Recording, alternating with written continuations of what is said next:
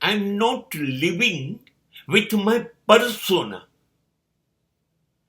I'm living with my originality. And my originality is my shadow, which is already hidden in myself because of this society, because the society has given me my persona. What I am outside is my persona. And what I am is inside, that is my originality. I am not a persona. I always live with my shadow. મારો પડછાયો એ હું છું.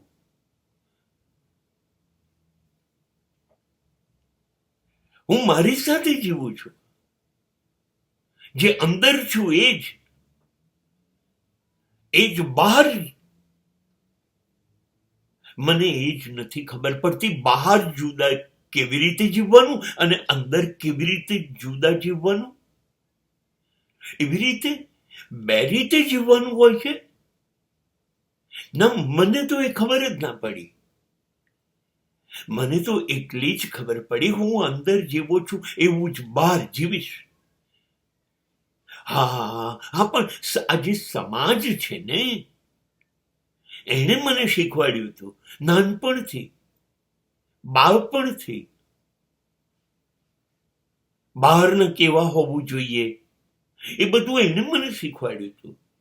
મા બાપ, શિક્ષક, ભાઈ બહેન, મિત્રો, સગા વાલાઓ, આ બધાએ શીખવાડ્યું હતું કે તમારે બહાર કેવા હોવું જોઈએ.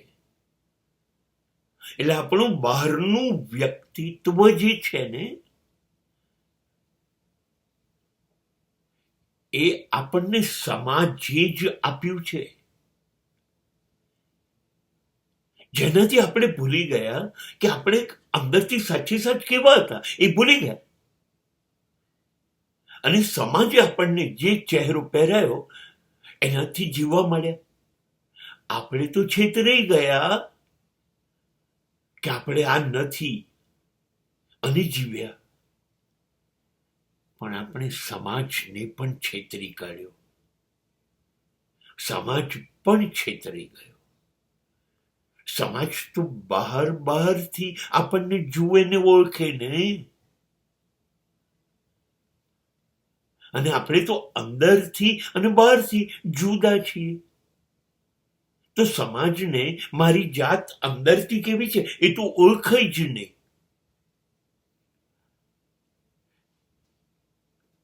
પછી મને એકવાર શાંતિથી બેઠો ત્યારે મારી અંદર હું હતો એને કહ્યું, અરે આ શું કરે છે, આ શું કરે છે તું બહાર? તું આ છું જો, એમ કરી અને મને મારો પડછાયો બતાવ્યો. ત્યારે મને ખબર પડી, oh my god, this is my originality. બસ પછી મેં નક્કી કરી કાઢ્યું, સમાજે જે શીખવાડ્યું છે મારે નથી શીખવું. મારે નથી શીખવું. મારે બે ચહેરાની જિંદગી નથી જોઈતી. મારે એક જ વ્યક્તિત્વમાં બે વ્યક્તિત્વ નથી જોઈતા. મારી અંદર સાધુ અને શૈતાન બેને જોડે નથી જીવવા દેવા.